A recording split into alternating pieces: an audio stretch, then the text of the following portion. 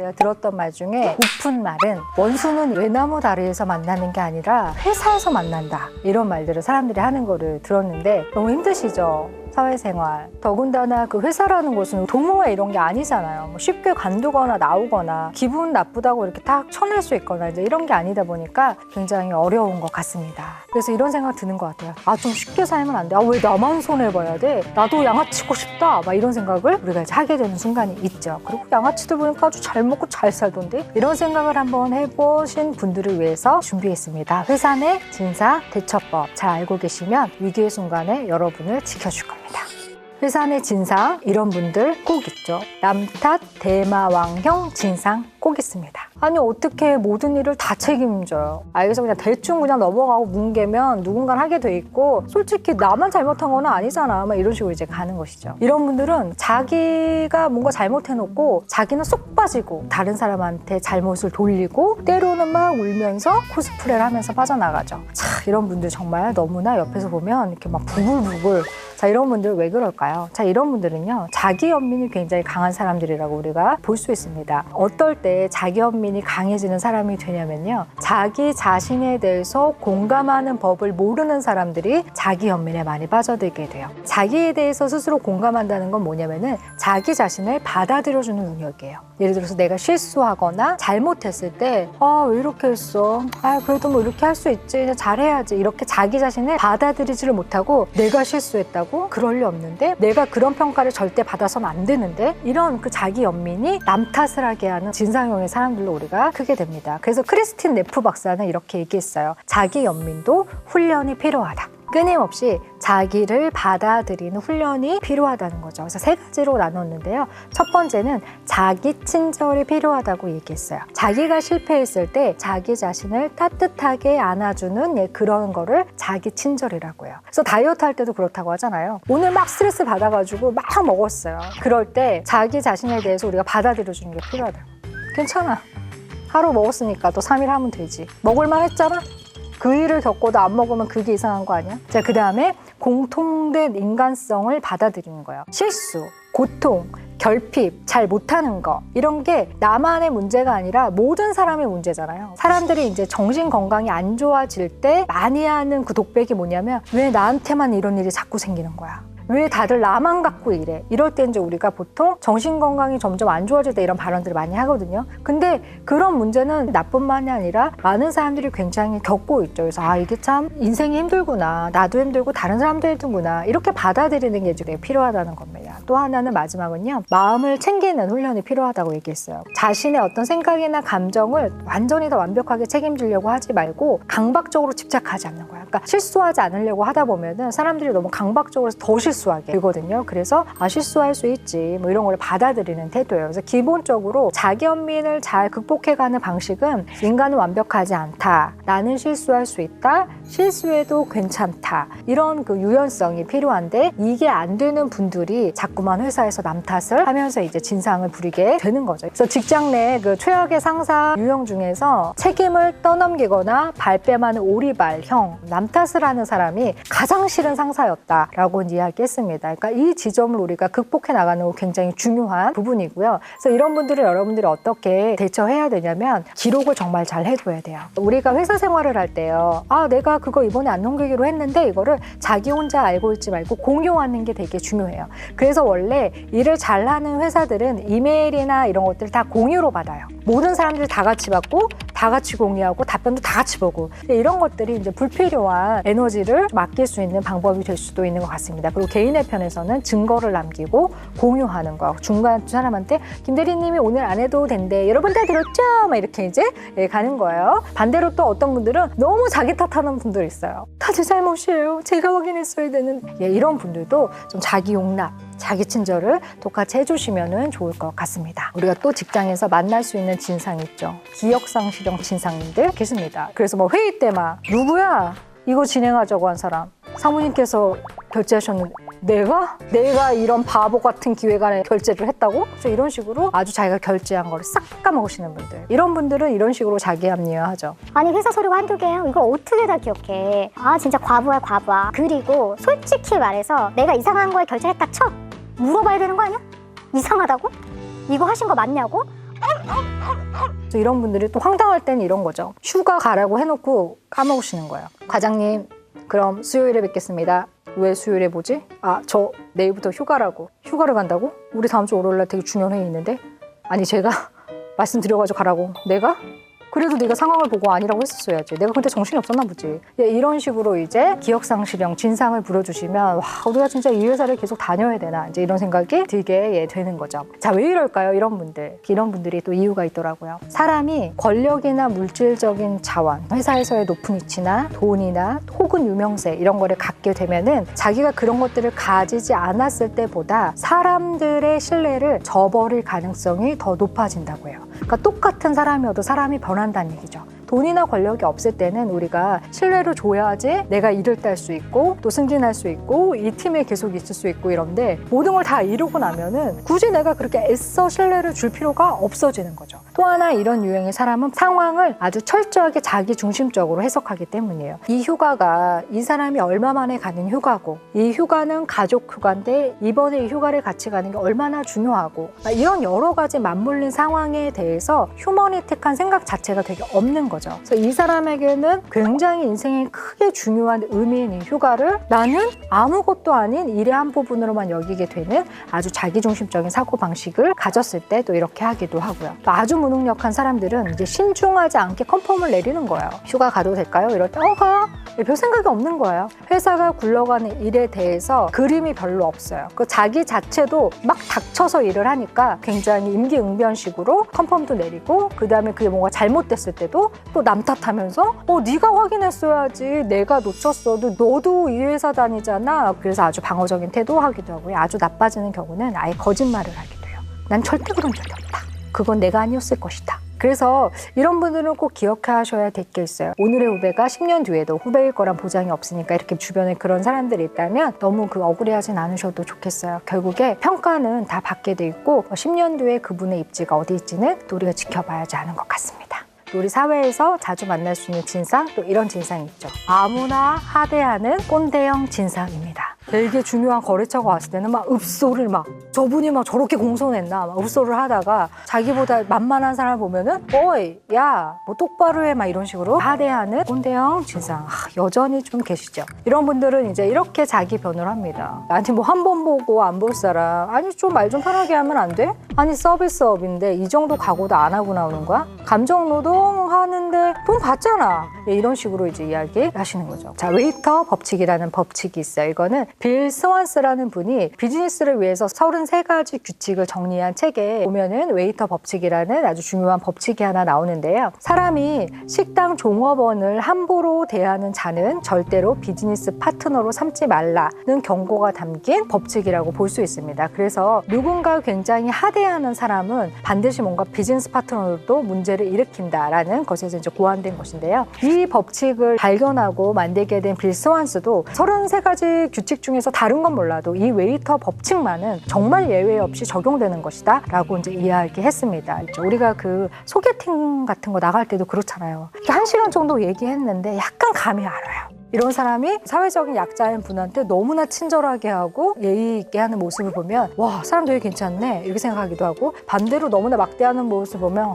완전 나가리구나 이렇게 생각을 하게 되죠. 이런 법칙이 존재함에도 불구하고 왜 많은 사람들이 이제 권력을 가지게 되면은 아무나 화대하면서 이제 하게 되냐면 뇌 안에는 일종의 보상 메커니즘이라는 게 있어요. 보상 메커니즘은 뭐냐면 그 사람이 잘한 업적이나 성취에 대해서 사람들이 이제 칭송해 주죠. 너무 대단하세요. 어떻게 이런 걸 개발하셨어요? 어떻게 이렇게 훌륭한 작품을 이럴 때 처음에는 감사합니다. 제가 아닙니다. 저희 팀이 있어요. 저 혼자만 이룬 게 아닌데 이 모든 영광을 많은 사람들에게 돌릴 거예요. 이렇게 하지만 이 CEO들이 시간이 지나면서 점점 올라갈수록은 이제 이런 칭찬들이 굉장히 약간 무뎌지면서 굉장히 과도하고 더 격해지는 긍정적인 피드백에만 보상을 받는다라고 느끼고 당연히 내가 그런 칭송을 받을 만하다라는 둔감한 상황이 사로잡히게 된다는 거예요. 이런 현상이 계속해서 반복되면은 우리가 인정 중독에 빠진다고 해요. 인정 욕구가 굉장히 증가하니까 이전에 받았던 정도의 어떤 칭찬과 칭송으로는 만족하지 못하게 되는 거죠. 그래서 더 높은 수준의 존중감, 칭찬, 경외심 이런 것들을 받고 싶은 욕구가 더 강해지기 때문에 그거의 역효과로 나타난다고 볼 수가 있겠습니다. 이런 진상 또 있죠. 절대 사과 안 하는 노 매너형 진상 있습니다. 야, 미안한 거 그걸 꼭 말로 해야 알아? 이러면서 절대로 미안하다는 말을 안 하는 그런 진상들 우리 주변에 있습니다. 사람들은 미안해라는 것을 루저의 언어로 생각하는 경향이 있죠. 사람이 미안해 하면은 그 순간 내가 굽히고 들어가는 거라고 생각해요. 그래서 내가 패배했어 이렇게 생각하는 거예요. 사과가 절대로 루저의 언어가 아니라는 것을 아실 필요가 있습니다. 경영학자인 션 터커와 그 연구팀이 연구 실험을 통해서 이런 걸 밝혀냈는데요. 누군가 자신의 잘못을 인정하고 사과를 하는 사람에게서 더욱더 사람들이 아주 변혁적인 리더십을 발견하게 됐다는 거예요. 저 사람은 달라. 저 사람은 리더의 자격이 있어. 이런 느낌을 사람들이 많이 받았다는 거고요. 실제로 리더의 사과는 일시적으로는 완벽한 상에서 약간 멀어지게 하지만 사람들이 그 사람을 장기적으로 볼 때는 정말 책임감 있는 사람이구나. 자기의 행동을 굉장히 잘 바꾸려 가는 사람이구나. 더욱더 긍정적인 평가를 많이 받게 되고요. 많은 사람들도 그 사람을 보면서 성장해야 되겠다. 나도 저렇게 배워가야 되겠다. 아주 긍정적인 영향을 미친다고 합니다. 그러니까 우리가 직장에서 뭔가 실수했을 때 깔끔하게 인정하는 게 가장 좋고 사과할 일이 생길 때는 사과하는 게 가장 좋다는 이야기입니다. 또 하나 사과는 조금 더 기술적으로 잘 사용하면 좋은 부분이 있는데요. 미안해 라는 말은 그 워딩 사용이 굉장히 한국에서는 중요합니다. 한국의 언어는 전 세계 언어 중에서 아주 미묘한 뉘앙스 차이가 말 어미에서 많이 갈리는 나라라고 볼 수 있는데요. 그래서 우리가 미안하다를 잘 쓰는 방법을 몇 가지 생각해 보도록 하겠습니다. 첫 번째, 미안하다는 말을 사용하실 때요.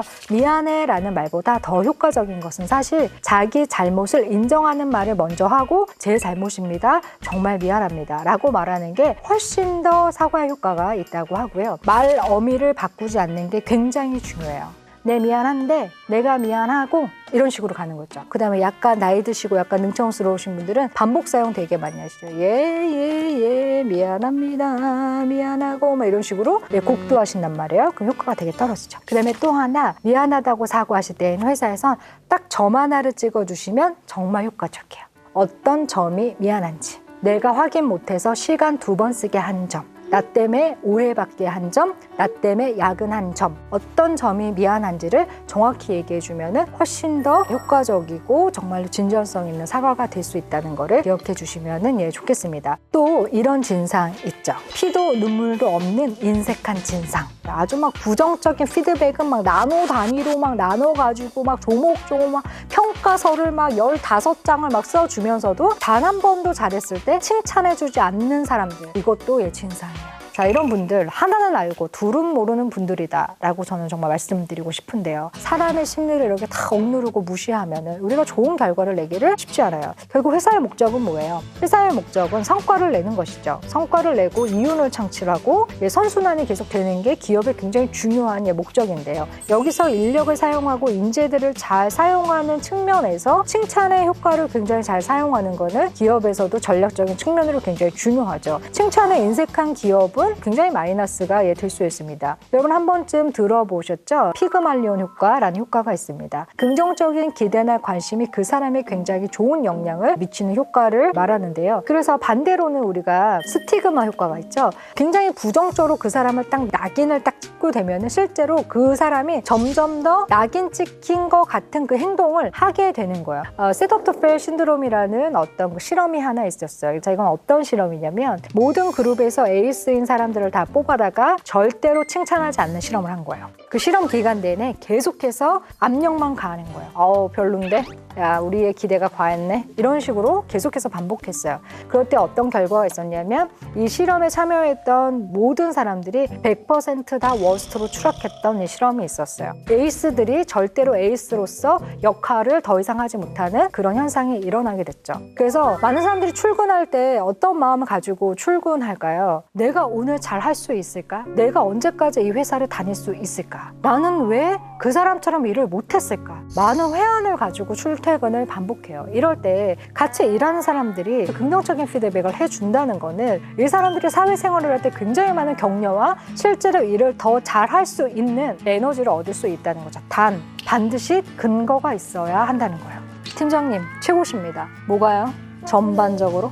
저 누군가 정말로 같이 일을 하실 때 칭찬받을 만하다, 일 더 성장했다, 배웠다 라고 할 때는 이 사람이 더 좋은 성과를 내기 원하신다면 근거를 가지고 피드백 긍정적으로 해주시는 거 결코 마이너스 아니라는 거 우리가 기억해 주셨으면 좋겠습니다. 또 이런 진상 있습니다. 뇌 맑은 천진난만형 진상입니다. 저는 정말 솔직한 사람이에요. 저는 그냥 앞에서 딱 말하고요. 뒤에서 뒷말 안 해요. 솔직한 게 뭐가 나빠요? 예, 이렇게 얘기하는 거예요. 아주 그냥 매너 없는 얘기, 사람들 기분 나쁜 얘기, 기분 나쁜 줄도 모르면서 막 하면서 어머, 영희 씨 머리 잘랐어? 왜 잘랐어? 지난번에 되게 괜찮았는데 미용실 절대 가지 마, 여기. 이런 식으로 아주 뇌가 맑으신 분들이에요. 자, 솔직한 사람들은 이런 심리를 가지고 있어요. 자신을 믿어요. 나는 진실해. 그리고 사람에 대한 믿음이 있어요. 어떤 사람이라도 기본적으로 다 이 사람은 좋은 사람이야. 내가 진실하니까 너도 진실하게 이해해줘야지. 그 다음에 아주 감수성이 풍부합니다. 자신의 감정에 매우 정직해요. 막 눈물이 나올 때 울 수 있고요. 벚꽃이 아름다우면 너무 아름다우고 여러분 너무 오늘 아름다운 날이에요. 아이 같은 명이 있죠. 감정에 솔직하고 순진한 성격을 가지고 있어서 때로는 약간 업앤다운이 막 심해요. 이런 그 솔직한 사람들의 어떤 자기 표현. 과연 타인에게도 좋은 겁니까? 다른 사람들도 솔직하고 싶어요. 솔직하고 싶지만 다른 사람들이 배려하고 타인에 대해서 굉장히 민감하고 타인에 대한 감수성 때문에 많은 필터링을 가지고 스스로 걸러내고 있죠. 솔직한 사람들은 어떻게 말하면 타인에 대한 민감성, 예민함 굉장히 떨어지고 그것이 솔직하다고 잘못 포장하고 있는 거 아닐까 생각합니다. 우리가 소위 그 페르소나라고 하죠. 가면을 쓰는 것에 대해서 한번 이야기를 해보고 싶은데요. 스위스의 심리학자 칼 구스타프 융이 페르소나에 대한 이야기를 많이 했었는데요. 개인이 사회적인 요구에 적응할 수 있도록 매개해주는 역할이 페르소나라고 이야기했어요. 자기가 있는 환경, 만나는 사람에 따라서 적절하게 자기의 모습을 바꿔가는 것을 우리가 페르소나라고 하는데 사회적 가면이죠. 이거를 시기적절하게 잘 써가는 게 굉장히 중요한 거라는 이야기예요. 제가 40대가 되면서 이 페르소나에 대한 고민이 개인적으로 굉장히 깊었었거든요. 강의를 할 때의 저와 집에서의 저와 아이를 대할 때의 저와 친구들을 만날 때의 저가 진짜 되게 다른 거예요. 그러면서 제가 진정한 나는 뭘까? 이런 고민을 되게 많이 했어요. 40대이신 분들은 또 많이 고민하실 것 같은데 그러면서 제 나름대로 인간은 결국에 통합을 향해 가려고 노력하지만 결국에 통합될 수 없는 존재이고 내가 집에서 이렇게 사는 것, 친구를 만나서 이렇게 사는 것, 강의를 할 때 있는 모습, 내가 혼자 있을 때 있는 모습은 분열적인 상황이 아니라 그 상황에서 필요한 페르소나를 적절하게 내가 잘 갈아 끼고 있는 과정이구나. 여러분 생각해 보세요. 집에 있는 자아와 사장님하고 면담을 하는 자아가 다 똑같으면 진짜 심각한 거예요. 사장 들어와. 앉아. 너 나한테 이렇게 불만이 많아? 아니면 사장님하고 면담하는 자아가 집에서도 엄마 제가 좀 앉아도 될까요?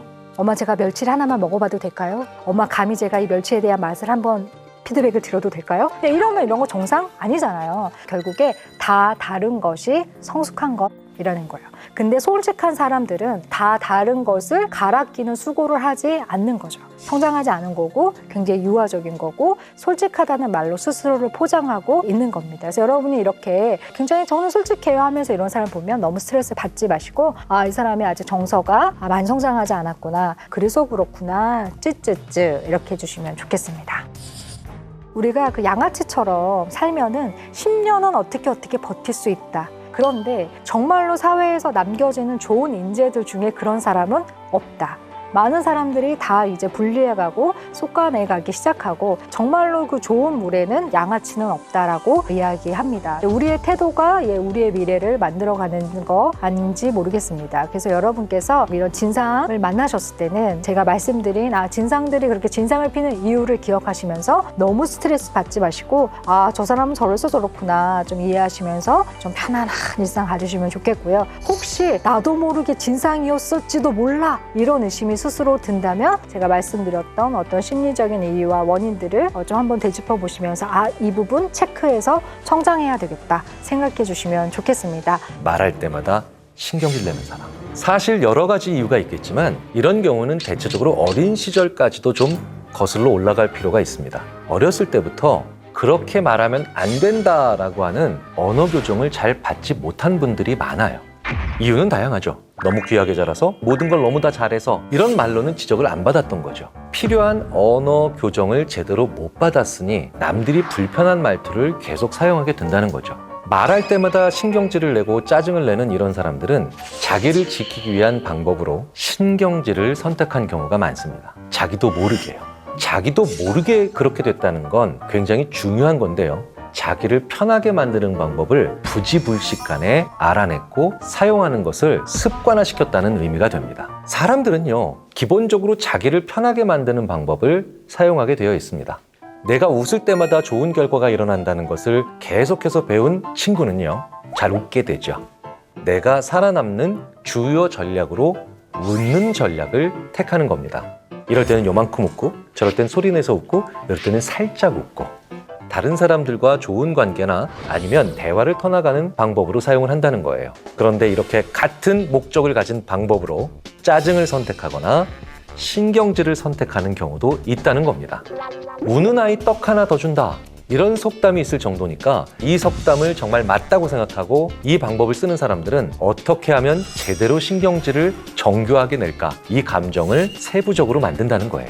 신경질적인 사람이 조직에 있을 때 가장 큰 문제는 심각한 피해자가 꼭 한 명은 발생한다는 겁니다. 이 신경질적인 사람들은요, 의외로 사람을 찍어놓고 이런 일을 하기 때문이에요. 항상 짜증이 난다고 하지만 누구에게나 짜증을 내는 것 같지만 자기의 짜증 바지를 정해놓고 있다는 거예요. 왜냐하면 이런 사람이 있다는 걸 알면 대부분 피해 다니니까요.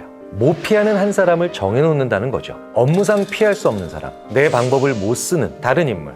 그러니까 이런 사람들이 있는 조직은 누구 한 명이 굉장히 괴롭고 지옥 같은 상황을 계속 보내고 있다고 생각하시면 되고요. 그리고 그런 피해자들이 어디에 있는가를 계속해서 살펴봐야 됩니다.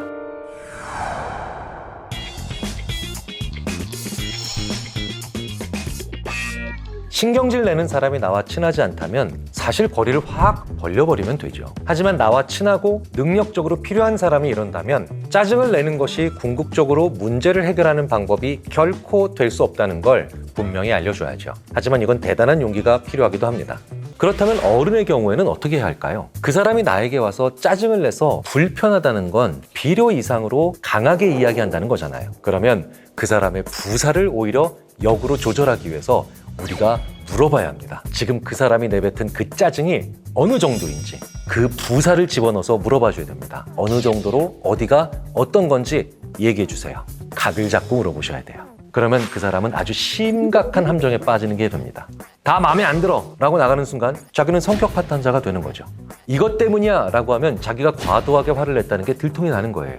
그런데 오히려 이럴 때 가장 피해야 하는 말이 있죠. 왜 짜증을 내세요? 왜 화가 나셨어요? 왜라고 얘기하면 감정이 나오기 쉬워집니다. 왜 이렇게 화나 짜증을 내세요? 라는 말에 너희들이 일하는 자세 때문이지. 이렇게 말을 하기 쉬워진다는 거예요. 그러면 어디에도 단서는 없고 말하는 사람의 책임도 없는 겁니다. 그런데 어디가 어떻게? 라는 부사적 질문을 내 질문 속에서 넣는다면 일만 놓고 얘기하겠다는 거죠. 그 사람이 나의 감정, 나의 태도, 나의 자세를 트집 잡기가 어려워진다는 거예요. 특히 이 사람이 나보다 더 위에 있는 위치, 나보다 더 주도권을 잡을 수 있는 위치에 있다면 더더욱 이 방법은 중요한 효과를 발휘합니다. 그런데 이런 상사를 그냥 피하고 싶을 때도 있겠죠. 어떻게 해야 할까요? 사실 매번 피하면 그 사람도 눈치를 챕니다. 내가 도망 다닌다는 것을 알기 때문에 나를 더 구석으로 몰죠. 나를 더 괴롭힐 수도 있다는 거예요.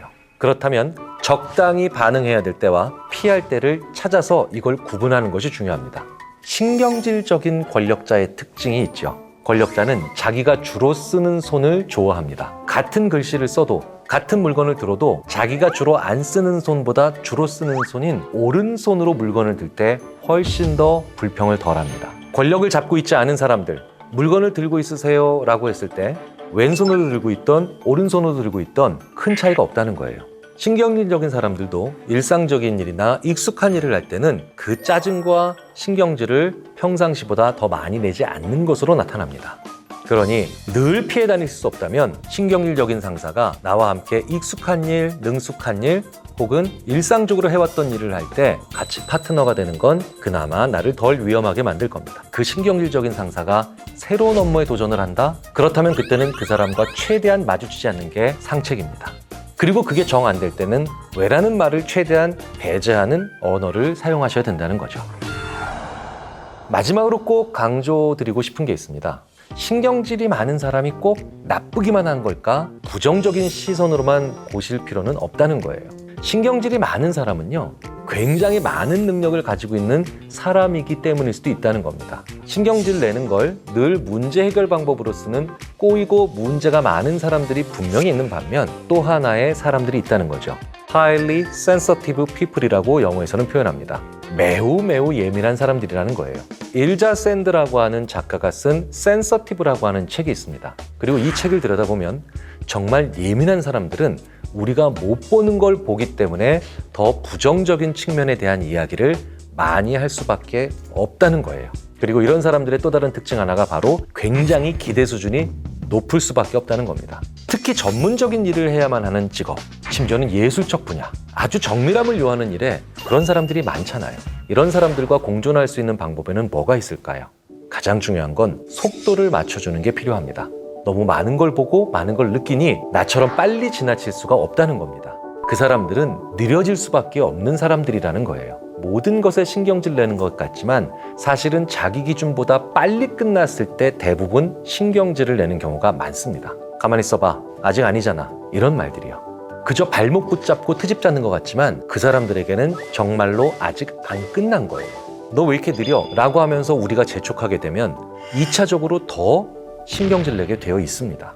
그렇다면 이런 사람들을 존중하고 만족시키는 방법이 두 가지가 있겠죠. 내가 더 권위자이거나 내가 더 선배 혹은 상사라고 한다면 여기까지가 딱 괜찮아 라고 단호하게 얘기해 주는 겁니다. 반대로 내가 그 매우 예민한 사람보다 부하이거나 팔로우라면 부장님 정말 이 일은 한 3시간은 해야 되는 일이었군요. 그 결과를 만들어내기 위해서는 이 3시간만큼의 시간이 정말 필요하다고 느끼고 있었기 때문에 굉장히 예민하기에 재능이 있는 사람들은 이런 말에 감동받습니다.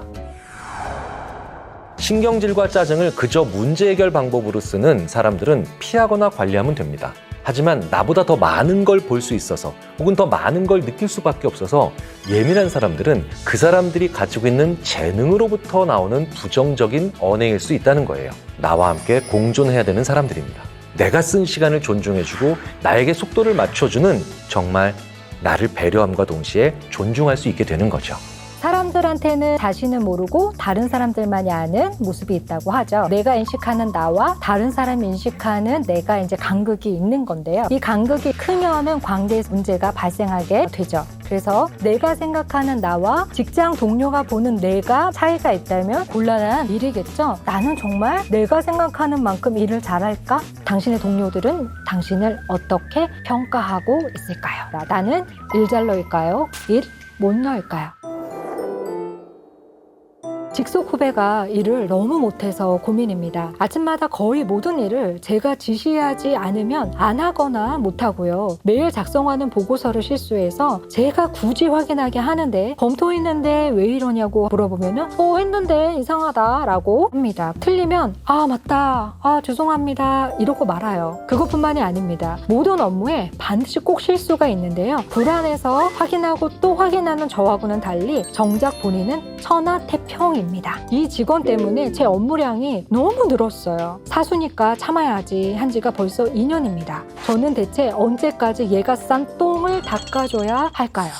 우리 한번 일몰러의 특징을 알아보도록 하겠습니다. 일몰러의 특징 중에 하나는 주경 정리가 안 된다는 겁니다. 이 일을 잘 못하는 사람들의 책상은 정말 엄청납니다. 물론 자기네들은 그렇게 이야기해요. 나름의 다 규칙이 있다. 일단 포스트잇 그 밑에 결제 서류가 하나 들어가 있고요. 그 밑에 믹스커피 한 봉지가 들어가 있어요. 그 밑에 거래처에서 받은 명함이 하나 삐껴 나와 있고요. 컵이 기본적으로 3개 세팅되어 있는데요. 2개는 어제 먹은 거예요. 업무가 너무 바쁜 나머지 못 치우고 갔어요. 그 옆에 당 달릴 때 먹는 쪼꼬바 반 정도 남았어요. 한 번에 다 먹으면 살찌니까. 그리고 어깨 아프시니까 안마기. 이런 거 하나 이제 책상에 걸려 있어요. 굉장히 산만해요. 물론 게임회사나 작가님들 이런 분들은 책상이 이럴 수밖에 없어요. 그리고 그럴 때 더 창의적이 된다고 하기도 하죠.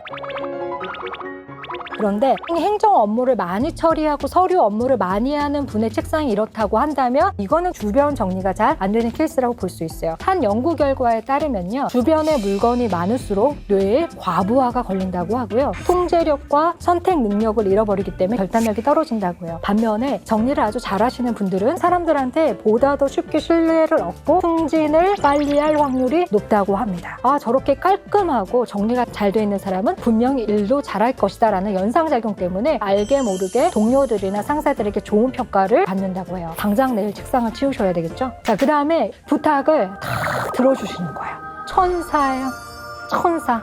회사의 고객만족센터 같은 이런 분이에요. 자신이 감당할 일의 분량이 스스로 가늠이 잘 안 돼요. 그런 실험이 있었잖아요. 그 학업 능력이 좋은 사람들의 특성 중에 하나가 시험 문제를 받았을 때 얼마 정도 맞을 것 같다라고 가늠하는 능력 차이가 있었다고 해요. 이게 자신의 역량을 계산했을 때 될 것 같은데 안 될 것 같은데 이걸 분간하는 능력이죠. 근데 그게 안 되니까 뭐 부탁하면 예 제가 해드릴게요.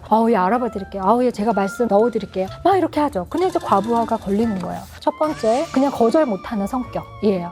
나를 어떻게 생각할까? 이런 것 때문에 이제 거절 못하는 거죠. 그다음에 이제 과기능하는 거 되게 좋아하시는 분들이 있어요. 알짜배기로 일은 잘 못하고 항상 땀 흘리시는데 된 건 하나도 없고 아주 계획이 부실하죠. 업무 처리에 대한 자기 계획이 없어요. 이게 3월 30일까지 마무리가 돼야 돼. 그러니까 첫째 주까지는 여기, 둘째 주까지는 여기 이렇게 딱딱딱 정해야 되는데 언제까지 얼마큼 진행돼야 되는지 확인을 안 해요. 그냥 하는 거예요. 만약에 여러분이 당고개에서 죽정역까지 오늘 처음 가는 길을 가봐야 돼요. 무심코 타는 사람도 있지만 잘 가는 사람들은 검색해서 찾아보잖아요. 어디가 환승 지점이고 이 환승보단 이 환승이 빠르고 첫 차는 이거, 막차는 이거 이렇게 생각하면 하면서 가잖아요. 이게 업무의 계획도 마찬가지예요. 왜냐하면 우리 팀과 저 팀이 만나는 지점이 있죠. 만나는 환승 지점이 잘 맞아야 그 다음으로 또 환승해서 다음 팀이 일을 받아가지고 해요. 일을 못하시는 분들의 특징이 뭐냐면 절대로 이런 상황을 고려하지 않는다는 거예요. 언제까지 바톤을 터치해줘야 되는지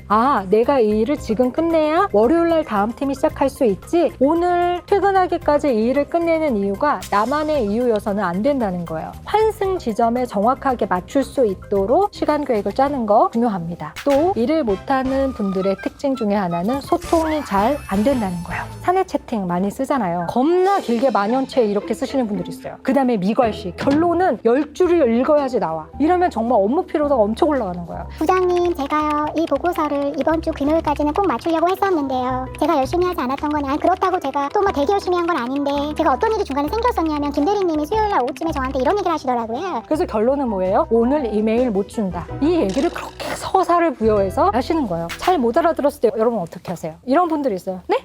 네? 네? 이래요. 얼마나 없어 보여요. 프로답지 않아 보이잖아요. 죄송합니다. 못 들었습니다. 다시 한 번만 말씀해 주시겠어요? 이거 하나를 못해서 네? 면접 가서도 그래요. 면접까지 물어봤는데 네? 여러분 그거 뽑히겠어요? 네? 이러는데 태도가 매우 부실해요. 태도는 타인이 해줄 수 있는 부분이 아니에요. 이런 분들의 특징은 작은 일을 굉장히 우습게 보죠. 시시하게 생각해요. 그래서 그냥 대충 해요. 제가 이제 굉장히 늦게 와가지고 되게 배가 고픈 상태의 날이 있었어요. 집에 한 11시 반인가 도착했는데 저희 집 앞에 치킨집 전대한지가 딱 이렇게 붙어 있었어요. 그 치킨집이 신장 개업 오픈이어서 새벽 3시까지 2마리를 배달해 주는 거예요. 제가 그걸 보고 와 이거다 시키려고 했는데 초유의 사태가 벌어졌어요. 번호가 없어요. 새벽 3시에 2마리를 배달해 주지만 번호가 없어요. 그리고 제가 거기서 놀라운 오타를 하나 찾아냈는데 새벽 3시까지 생매주가 배달돼요. 기억 하나의 오타를 내신 거죠. 그래서 생매주를 새벽 3시에 배달해 주시는 놀라운 서비스였는데 저는 안타깝게도 그 서비스를 경험하지 못했어요. 그 전단지 하나가 나오기까지 얼마나 많은 사람들이 관련돼 있었을까요? 많은 관리자들이 그거를 다 패스하면서 그런 전단지가 결국엔 뿌려졌을 거예요. 그리고 그날 그 치킨집에는 한 통의 전화도 오지 않았겠죠. 이처럼 굉장히 그 작은 일은 결코 결과까지 작게 만들지 않고요. 이 작은 일이 굉장히 큰 일들을 만들어 가게 됩니다. 그러면 어떻게 하면 일을 잘할 수 있나요? 지금부터 일 잘러의 디테일들을 살펴보도록 하겠습니다. 지금부터 받아 적으셔도 좋아요. 첫 번째, 되묻기 질문을 반드시 하셔야지 돼요. 대부분의 상사들은 대충 지시하게 돼 있어요. 그 업무에 대해서 경험이 많고 자기가 가지고 있는 데이터베이스가 많기 때문에 자꾸만 대충 알려주는 실수를 하게 돼요. 엄마 집에 갔어요. 엄마, 웬일이야, 겉절이 더 맛있어졌네. 엄마, 이거 어떻게 무친 거야? 그거? 그 대충 소금을 한 줌을 잡아가지고 속 뿌린 다음에 대충 재워 가만히 들여다보다가 숨이 죽은 것 같으면 새우젓이랑 고춧가루랑 깐마늘이랑 대충 조금씩 하면 돼. 디테일이 굉장히 떨어지죠. 왜일까요? 엄마들은 오랫동안 겉절이에 대한 데이터베이스가 있기 때문이에요. 이럴 때 여러분이 대충 그리고 와서 집에 와서 해보려고 그러봐요. 그럼 되나? 근데 절대로 안 돼요. 확인해야지 우리가 그 미션을 수행할 수 있어요. 그러니까 참기름 얼마나 넣으라고. 쫄쫄쫄, 쫄쫄쫄, 쫄쫄쫄, 쫄쫄쫄. 엄마, 참기름이 시냇물이야? 한 큰술로 얼마나 넣냐고. 밥 숟가락 하나, 그걸 기준으로 얘기해봐봐. 이렇게 정확한 것을 확인하는 되묻기 질문이 필요해요. 다음 주까지 처리해. 그러면 금요일까지 처리해도 될까요? 왜 이렇게 물어봐야 돼요? 되묻지 않고 그냥 계속 가면요, 중간에 수정할 수 있는 기한을 넘어서 문제가 생기게 되죠. 상사들에게는 닫힌 질문을 해야지 돼요. 열린 질문을 하시는 분들이 되게 많아요. 회의를 다음 주로 연기하셨으면 좋겠다고 하는데 어떻게 해야 할까요? 어떻게 해야 할까요? 이런 열린 질문은 굉장히 상사들에게 스트레스를 주는 질문입니다. 1부 40층 꽃다발은 무슨 꽃인가요? 예쁜 꽃. 몇 송이로 할까요? 적당해요. 동우가 가로질러 내달리는 도로는 편도 몇 차선입니까? 6차선, 그 정도는 허가가 어려울 것 같아서 5차선, 그것도 3차선. 점심은 무슨 메뉴로 할까요? 회의를 연기하자고 하시는데요. 날짜를 보니까 다음 주 화요일 오후 2시나 목요일 오전 11시가 괜찮을 것 같습니다. 만약에 선택지가 되게 많으면 꼭 앞에 번호를 매겨주세요. 다음 중 3가지 하나 선택해 주시면 될 것 같습니다. 그래서 상사들이 보통 여러분의 메시지를 받고 나서 한 문장 이상 쓰지 않도록 메시지를 보내는 게 여러분들이 일의 속도감을 높일 수 있는 부분이에요. 반드시 메모를 하셔야 돼요. 교묘한 기억도 부족한 기록보다는 못하다라는 말이 있습니다. 사람들의 뇌는 모든 것을 완벽하게 암기했다고 생각해도 20분이 지나고 나면은 80% 정도를 까먹는다고 해요. 어떤 비서분이 자기가 모시는 사장은 3-4번이 바뀌었지만 10년이 넘게 계속해서 자리를 지키는 비서가 있었어요. 자기가 살아남을 수 있었던 방법은 딱 하나인데 무조건 메모하는 거였대요. 특히 상사들이 걸어가면서 하는 말을 아주 놓치지 않고 메모했다는 거예요. 중요한 메시지를 이메일로 주거나 회사 채팅으로 주거나 하는 경우들도 있지만 중간에 만나서 날리는 얘기들이 되게 많은데요. 아, 맞다, 그거 다음 주 화요일 11시로 잡아. 아, 맞다, 그거 진행 안 하기로 했으니까 그쪽 부서에다가 그냥 홀딩하라고 전해. 이런 굉장히 중요한 얘기를요, 지금 당장 여기다 뭐 톡으로 좀 찍어주십시오, 이럴 수 없는 스치듯 얘기하는 경우가 많이 있어요. 그래서 보통 상사가 딴소리 할 때 혹시 제가 뭔가 메모가 잘못된 지점이 있을까요? 이런 식으로 덤탱이 쓰거나 이런 일 없이 잘 굴러갔다고 합니다. 정보를 공유하는 게 되게 중요해요. 어떤 사람들은 정보를 자꾸만 자기 힘으로 생각하는 분들이 있어요. 회사에서마저도. 근데 회사에서 정보를 자기 힘으로 여기려고 하면은 이거는 굉장히 균열이 시작돼요. 왜냐하면 실제로 정보가 힘이 되니까요. 그러니까 같은 부서 안에서는 반드시 모든 정보는 공유돼야지 돼요. 이메일 업무나 이런 것들은 참조, 공유 이런 것들 많이 활용하시는 게 일을 진행할 때도 도움이 되고요. 만에 하나 일이 생겼을 때 덤탱이 쓰지 않는 이런 일들이 됩니다. 채팅 보고를 할 때는요, 주어하고 서술어만 있다는 느낌으로 딱 쓰셔야지 돼요. 언텍스트 시대이기 때문에 비대면으로 보고하시는 일이 많아요. 그래서 의사소통을 훨씬 더 단순하게 하고 정보를 압축해서 주는 능력이 그 어느 때보다도 중요한 시대가 됐습니다. 문장 2번 읽으면 망한 거예요. 주어 빼놓고 쓰는 문장들에 대해서 사람들이 굉장히 스트레스 많이 받습니다. 다 하셨다는데요? 누가? 뭘? 왜 다 했는 건데? 여러분, 이거 영혼이 없어서 이렇게 말하는 거예요. 우리 예를 들어서 회사 갔다 와서 먹으려고 남겨놨는데 그 마카롱이 없어졌어요. 그러면 여러분 뭐라고 얘기해요? 누가 내 거 다 먹었어, 이렇게 얘기하죠. 마카롱 없어졌네, 마카롱 다 먹었네, 이렇게 얘기하지 않아요. 우리가 중요하게 생각하는 일은 주어를 꼭 담게 돼 있어요. 그 다음에 또 하나, 채팅을 할 때는 반드시 2갈씩 문장을 쓰셔야지 돼요. 회의 4시로 연결되었습니다. 그냥 결론부터 얘기하는 거예요. 이사님 외부 일정이 딜레이 되셨다고 합니다. 그 얘기는 뒤에 오는 거예요. 근데 사람들이 보통 구구절절 앞에 만연체로 하고 그래서 회의가 4시로 연기되었다는 걸 너무나 늦게 얘기해요. 상사들은 많은 결정을 내려야 되기 때문에 여러분이 핵심 없이 길게 말하는 순간 진짜 너무 힘들고 정말 재화는 일하는 게 쉽지 않다, 이렇게 생각하게 됩니다. 너무 쪼잔하잖아요. 간단한 것들인데 아마 회사에서는 잘 얘기해주지 않을 거예요. 나중에 약간 열받으면은 퉁쳐서 뭐라 그러냐면 진짜 똑바로 합시다. 일을 똑바로 해야지. 뭉뚱그려서 또 얘기하게 되는 거예요. 보고는 상사가 궁금해할 만한 것들에 대한 모범 답안을 쓰는 거예요. 그래야 훨씬 더 잘 정리된 사람처럼 보일 수도 있고 보고가 더 간단하게 끝날 수 있죠. 중간 보고를 하셔야 돼요. 되게 완벽하게 이 일을 잘 해내고 싶은 욕구가 더 많을 때 중간 보고를 잘 할 수도 있어요. 근데 이러면 상사들 입장에서 불성실한가? 자기 임의대로 일을 처리하나? 이런 식으로 오해받을 수 있어요. 그래서 여러분이 어떤 일을 맡으셨으면 이때쯤 중간 보고를 해야 되겠다. 이 갈매기 표시를 해주시는 거예요. 그리고 중간 보고 때는요. 오류가 있어야 매력적인 거예요. 중간 보고 했는데 상사가 개입할 요지가 하나도 없다. 그러면 그것도 또 뭐 그래요. 실제로 이런 연구 결과가 있어요. 조언을 구하는 후배일수록 훨씬 더 정이 가고 잘 끌어주고 싶다라는 심리가 있다고 해요. 선배들이 아주 일 잘하고 흠잡을 거 없는 후배가 가장 부담스럽다라고 이야기했어요. 다 끝내고 틀리면 처음부터 다시 해야 되는데 중간에는 틀려도 괜찮아요. 중간에 이렇게 윽박지르면 당할까봐 괜히 그 스트레스 때문에 더 안 하시는 경우들이 되게 많은데요. 중간 보고를 하는 후배가 일을 꼼꼼히 잘하고 열심히 하는 사람으로 느껴져요. 중간 보고에서 피드백을 받으세요. 우리 영상을 보시는 분들 중에서 상사분들 아마 계실 거예요. 다 누군가의 상사겠죠. 기껏 발표했는데 막 이렇게 얘기하시는 거예요. 와, 맥 못 짚었네? 우리가 호준도 아니고 무슨 그렇게 맥을 좀 잘 짚겠어요? 정확하게 맥 짚는 거를 좀 알려주세요. 정확하게 감을 느끼게 해주라고 상사분들이 사수로 있는 거잖아요. 그리고 제발 시간과 파일 리듬 좀 정확하게 알려주세요. 내일 오후까지 해와. 자네 해가 뉘엿뉘엿 저물 때쯤 내가 이 파일을 봤으면 좋겠네. 내일 동틀역에는 꼭 출근을 해 있어야 되네. 이런 느낌이란 말이에요. 얼마나 애매해요. 오늘 오후 4시쯤 볼까? 내일 오전 출근할 때까지 돼 있으면 돼. 상사분들 제발 미소 좀 지어주세요. 장백기 씨. 내일 봅시다. 너 내가 퇴근하랬지? 안 하고 뭐 하는 건데?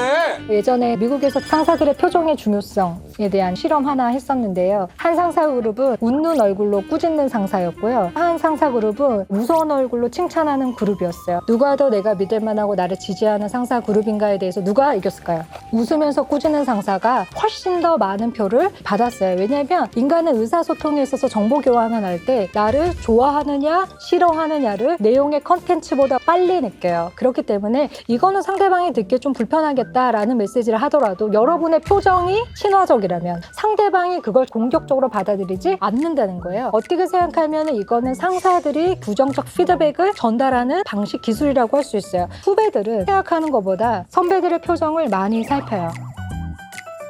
선배들의 표정 하나가 그날의 사무실의 온도를 결정하기도 하죠. 결국 이런 것들을 실행할 수 있는 힘은 여러분이 일에 대해서 가지고 있는 애정이 얼마나 강한가에서 나올 거라고 생각해요. 그리고 결국 일에 대한 애정은 내가 얼마나 내가 하고 있는 이 일에 대해서 스스로 의미와 가치를 부여하는가가 결국에 정한다고 볼 수 있겠죠. 저도 첫 번째 강의는 22살에 했어요. 20땡땡년 됐어요. 어떨 때는 똑같은 강의를 100번, 200번 할 때도 있거든요. 자다가 누가 저를 깨워가지고 해봐 그러면은 할 수 있을 만큼 달달달달 이렇게 돼 있는 거예요. 그럴 때 너무 매너리즘도 느껴지고 되게 슬럼프도 느껴지고 요랬던 시기가 되게 깊이 있었어요. 저 그럴 때 나는 이 일을 왜 할까? 그 의미가 나한테는 뭐가 있을까? 뭐 이런 것들에 대해서 답을 찾아갈 때 의미를 다시 찾았던 것 같고 지금도 많이 의미를 부여하려고 노력하고 있어요. 그리고 그게 분명히 일에 대한 애정을 유지하는 데 도움을 주는 것 같습니다.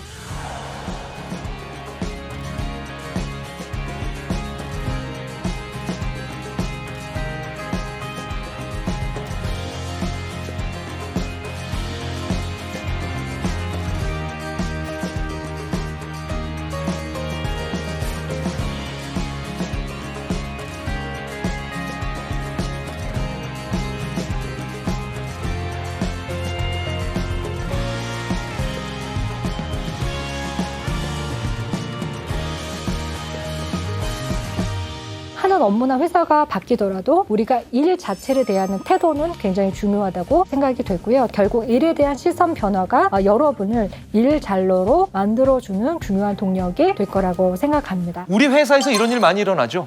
만약에 부장님 한 분이 오늘 아침에 자기 아이가 빵점 받았어요. 그러면 막 열 제대로 받은 상태에서 딱 회사에 출근하면 총량의 법칙을 안 따르니까 어떻게 됩니까? 첫 번째 결제 받으러 간 친구는 그날 죽는 거예요. 어떤 친구가 가든. 그러니까 오히려 부장님이 기분 좋은 상태에 들어오면 결제 서류가 아무리 이상해도 야 괜찮아 다 시행착오 거치면서 하는 거지 이런다는 겁니다. 자, 이런 장면은 많이 볼 수 있죠.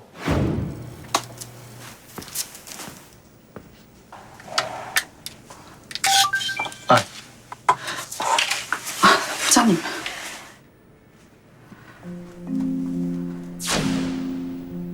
안녕희 씨, 부장님 회의 들어갈 준비. 부장님. 회의? 얘가 무슨 회의 준비를 해? 아, 예. 노르웨이 건을 안녕희 씨가 맡게 됐습니다. 짧게 브리핑해 드리려고요.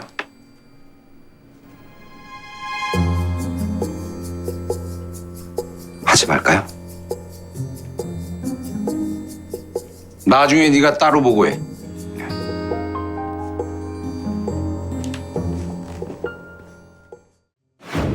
우리가 저 장면 흔히 목격하잖아요. 근데 여기서 저 순간에 바로 이 심리학 연구 결과 오늘 날씨 좋지요. 이걸 생각했다면 했어야 되는 말이 하나 있죠. 부장님, 오늘 뭐 안 좋은 일 있으세요? 이 마부장님은 들어오기 전에 안 좋은 일이 있는 거고 기분이 나쁜 상태에서 들어온 거지 않습니까? 근데 이때 용기를 내서 물어봐야 돼요. 부장님, 오늘 뭐 안 좋은 일 있으세요? 그러면 그 부장님은 두 가지 중에 하나를 하겠죠. 참을 얘기할 수도 있고 거짓을 얘기할 수도 있습니다. 참은 뭐예요? 나 오기 전에 전무님한테 되게 혼났잖아. 거짓은 뭡니까? 아무 일 없었어. 하지만 참을 얘기하든 거짓을 얘기하든 이 부장님은 그건 그거고 라고 하는 심리적 경계선을 만들어낼 수 있어요.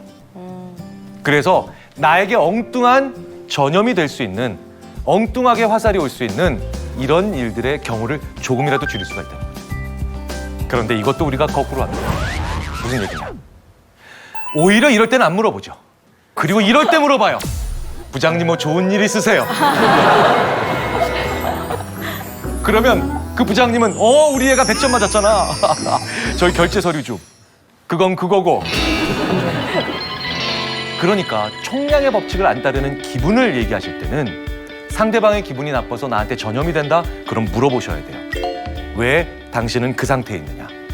그리고 혹시 당신은 그 상태가 아니냐? 이렇게 용기 내서 물어보셔야 되고요. 그 사람이 기분 좋을 땐 놔두세요. 물어보지 마세요. 그 사람이 좀 더 그 사실을 즐길 수 있도록. 그런데 우리는 이걸 거꾸로 한다는 거죠. 자, 그렇게 보면 우리는 나의 의지는 과대평가하고 이런 여러 가지 분위기, 감정을 만들어내는 게 분위기잖아요. 이런 것들의 역할은 과소평가하는 그런 경향이 있습니다. 자, 내 의지를 조금만 과소평가하십시오. 너무 믿지 마시라는 거예요. 그리고 분위기의 힘을 너무 무시하지 말라는 겁니다. 이걸 조금만 내리시고 올리시면 우리는 훨씬 더 남들과 더 잘 소통할 수 있고 그리고 그 사람들과 더 잘 지낼 수 있으며 나를 덜 힘들게 만들 수도 있죠. 그래서 내가 해봐서 아는데 내 경험에 의하면 이 말을 하실 땐 늘 조심하라고 얘기를 해드립니다. 왜? 이게 굉장히 무서운 말이에요. 내 머릿속에서 생생하다는 것 뿐이거든요. 그게 다른 사람들의 머릿속, 더 나아가서 세상도 이렇게 이루어지는 거랑은 아무 상관없을 수 있습니다. 이런 모든 것들이 우리 자신을 배신하는 상식적 기대인데 왜겠습니까? 우리 자신, 인간은 아주 사소한 것도 생각을 쉽게 종결해주는 두 가지 종류의 정보가 오면 우리는 거기서부터 못 벗어나요. 그 두 가지가 바로 뭐냐? 이런 모든 것들이 우리 자신을 배신하는 상식적 기대인데 왜겠습니까? 우리 자신, 인간은 아주 사소한 것도 생각을 쉽게 종결해주는 두 가지 종류의 정보가 오면 우리는 거기서부터 못 벗어나요. 그 두 가지가 바로 뭐냐? 명사와 숫자예요. 자, 두 가지 표현을 들려드리겠습니다. 첫 번째 표현이고 두 번째 표현이었는데 내용적으로 완전히 똑같습니다. 자, 첫 번째 느낌은 이겁니다. 영식이가 사람을 죽였대 라고 하면요, 사람들의 반응이 이래요. 그게 왜 그랬대? 무슨 일이 일어났대? 이렇게 얘기합니다. 그런데 똑같은 표현인데도 명사를 사용하면 느낌이 다릅니다. 영식이가 살인자래. 이런 느낌이 달라요.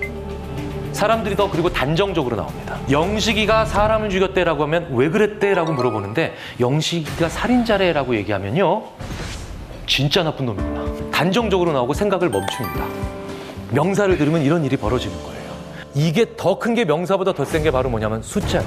숫자는 아예 아무 의미가 없어도 사람들이 거기서부터 못 벗어납니다. 제가 그래서 이 숫자를 사용해서 유능한 장교가 돼본 게 여러 번이에요. 제가 군대에 있을 때 정훈 장교였어요. 정훈 장교는 이제 교육과 관련된 일을 많이 하죠.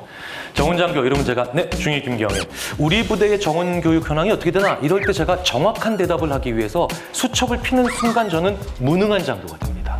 그런데 생각나는 걸 그냥 빨리 얘기하면 그럼 전 유능한 장교가 될 수 있어요. 저는 그냥 이럴 때 당 대놓고 이렇게 얘기합니다. 네, 현재 52주 중에 37주 차로 현재 교육은 78.2% 완료돼 있습니다.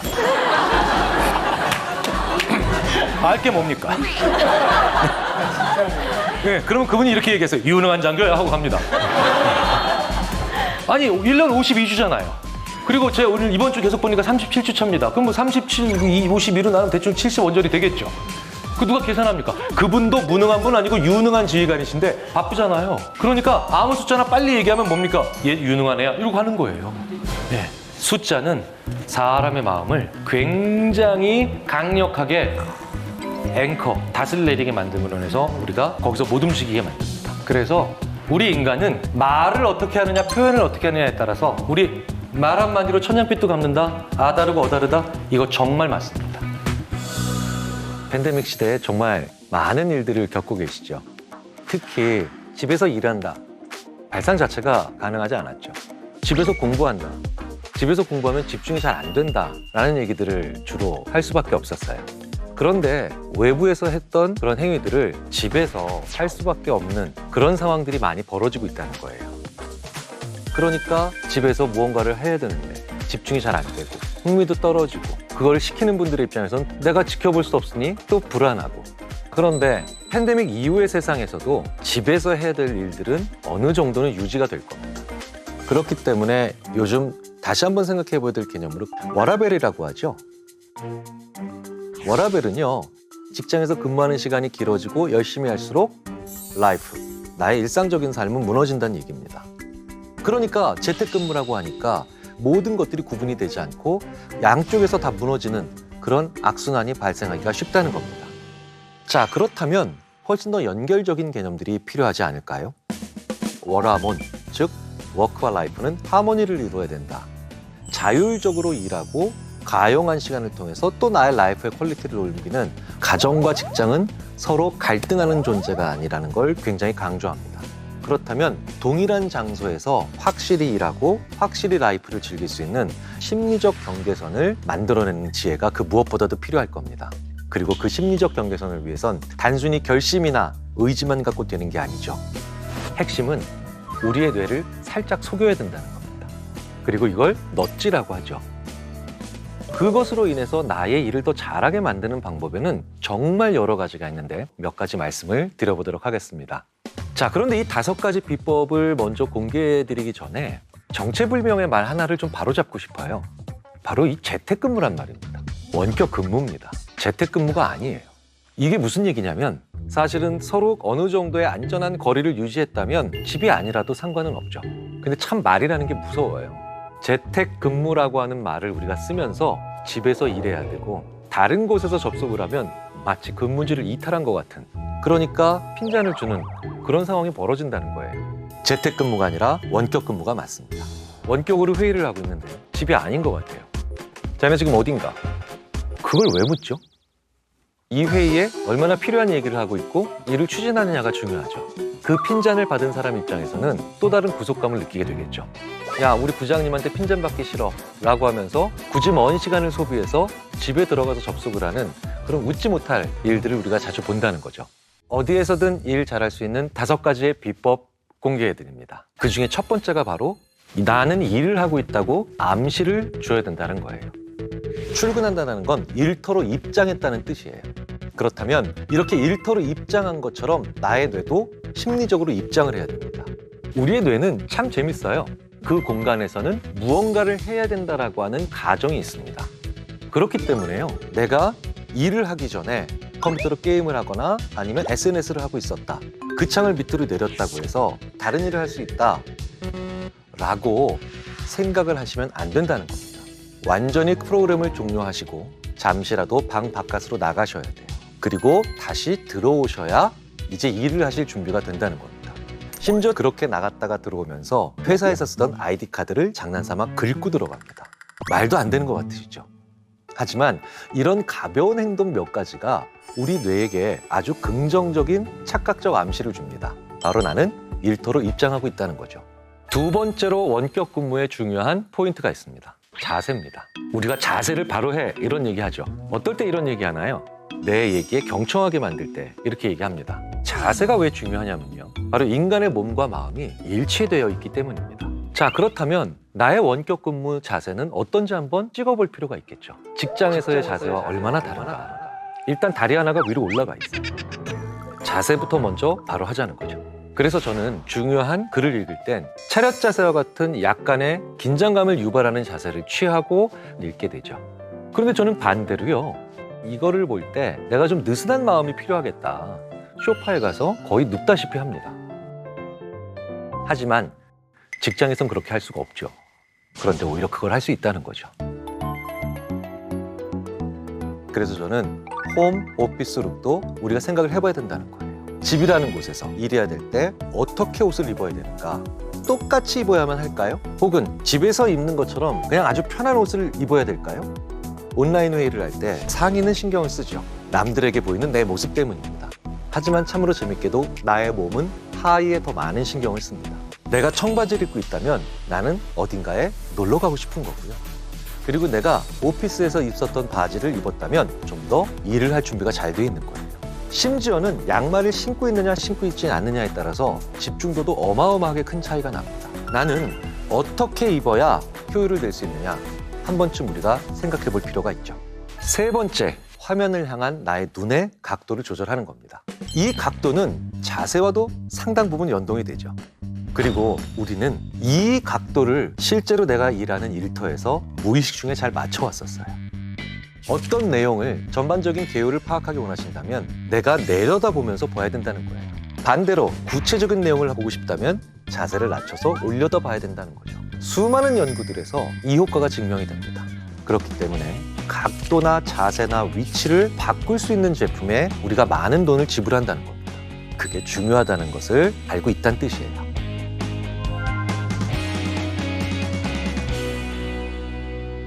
원격 근무를 잘하는 네 번째 방법, 바로 쓰기와 타이핑입니다. 즉, 펜과 키보드의 차이를 잘 이해하셔야 된다는 거예요.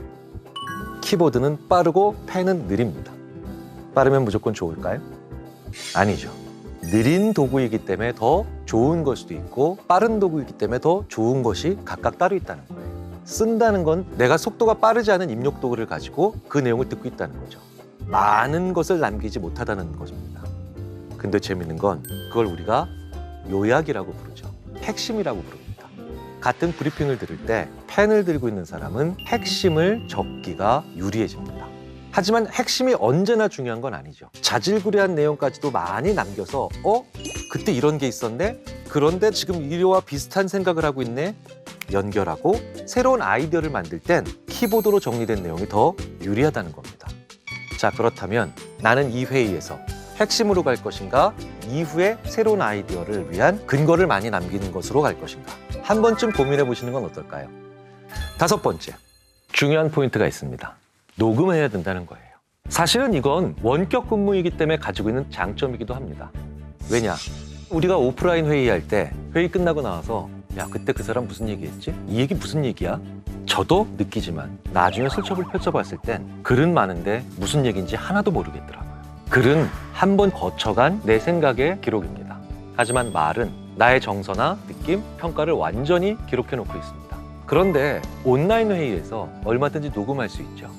이제 나만의 생생한 기록들을 잘 활용할 수 있다는 거예요. 소리로 내서 얘기하고요. 계속해서 녹음하고 나중에 그걸 들어보면 신기하게도 거의 모든 것들이 복원되고 요약됩니다.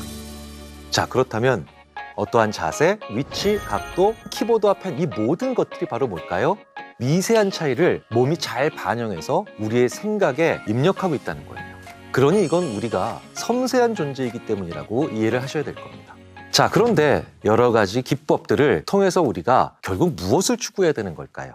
바로 자율성입니다. 스스로 일하고 역동적으로 연결하는 거죠. 자, 그렇다면 이제 마지막으로 우리가 필요한 것들이 있습니다. 어떨 때 일을 가장 자율적으로 하는가에 대한 나만의 기록이 필요하다는 거예요. 그래서 저는 문장으로 쓰는 일기는 일주일에 한두 번만 해도 괜찮다라고 얘기를 합니다. 하지만 이렇게 기록으로서의 로그는 매일매일 남겨두시는 게 좋습니다. 오늘 나의 일에 점수를 한번 주십시오. 그리고 어떤 옷 입었고 몇 시에 일했고 어떤 자세로 일했는지. 저는 그래서 일이 잘 안 될 때와 일을 참 잘했다라는 느낌이 들 때 제 컴퓨터 모니터 화면을 캡처하기도 하죠. 재밌게도 일이 잘 될 때와 잘 되지 않았을 때의 공통적인 패턴은 계속해서 나옵니다. 그렇다면 이제 역으로 저는 그 패턴을 만들어 놓고 일을 할 수도 있겠죠. 그것만으로도 일을 잘할 수 있거나 공부를 잘할 수 있는 훌륭한 환경이 설계되죠. 인간은 의지력과 노력만으로 성공하거나 훌륭해지는 존재가 아닙니다. 패턴들을 알기 시작하고 같은 노력으로 훨씬 더 큰 결과의 차이를, 긍정적 결과들을 만들어낼 수 있지 않을까 생각이 듭니다. 어디서든 일을 잘하기 위해서는 5가지가 최소한 필요하죠. 사소하게라도 일한다고 나에게 암시를 줘야 됩니다. 자세를 바로 잡아야 됩니다. 그리고 화면을 보는 눈의 각도도 조절할 필요가 있고요. 키보드와 볼펜 사용법도 분류해 볼 필요가 있죠. 녹음기를 잘 써야겠죠.